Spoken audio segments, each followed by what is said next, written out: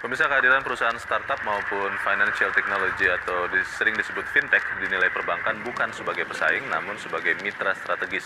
Kolaborasi dengan startup dan fintech juga terus dilakukan perbankan agar ekonomi digital di Indonesia tumbuh lebih pesat. Pesatnya pertumbuhan ekonomi digital di tanah air melahirkan banyak perusahaan startup mulai dari e-commerce hingga financial technology atau fintech. Bank UOB Indonesia menilai kehadiran startup khususnya fintech bukanlah pesaing tetapi mitra strategis bagi perbankan. Fintech dapat membantu perbankan memperluas jangkauan layanan keuangan kepada masyarakat sekaligus meningkatkan literasi keuangan yang saat ini masih tergolong rendah. UOB bahkan sudah berkolaborasi dengan beberapa fintech maupun startup dengan mengembangkan program dan produk. UOB juga mengajak startup Indonesia menjajaki pasar di luar negeri. Ya, jadi saat ini kita sudah ada beberapa partner dari e-commerce, kemudian dari online transport, kemudian juga dari co-working space gitu. Dan salah satu yang event yang sangat nyata hari ini adalah bahwa kita hari ini melakukan SFF Roadshow untuk membuka peluang fintech di Indonesia untuk bisa mengerti pasar internasional, terutama dalam hari ini di Singapura gitu.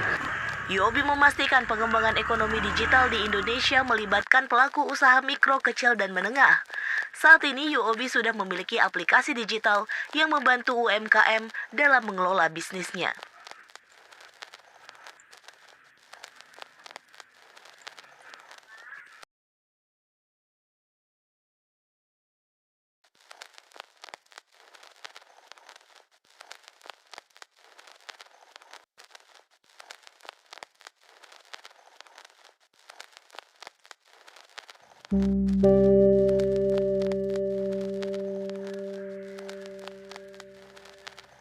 Kita pasar riba, medan perang keserakahan, seperti ikan dalam air tenggelam, tak bisa ambil jarak, tak tahu langit, kiri dosa, ke kanan dusta, bernapas air, makan minum air, darah riba mengalir, kita masuki pasar riba, menjual diri dan Tuhan untuk membeli hidup yang picisan.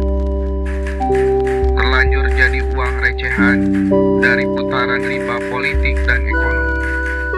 Sistem yang membunuh sebelum mati, siapakah kita?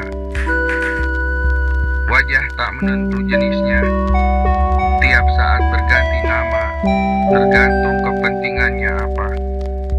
Tergantung rugi atau laba, kita pilih kepada siapa kita tertawa. Menjual diri dan Tuhan, kita masuki pasar riba.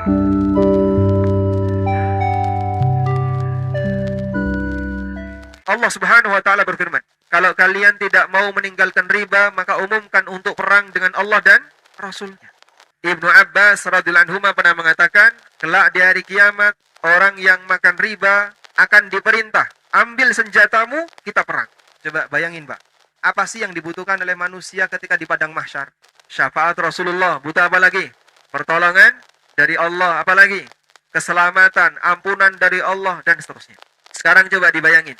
Dalam posisi ketika manusia membutuhkan pertolongan dari Allah, ampunan dari Allah, syafaat dari Rasulullah Sallallahu Alaihi Wasallam, tapi orang ini ditantang perang oleh Allah dan Rasulnya.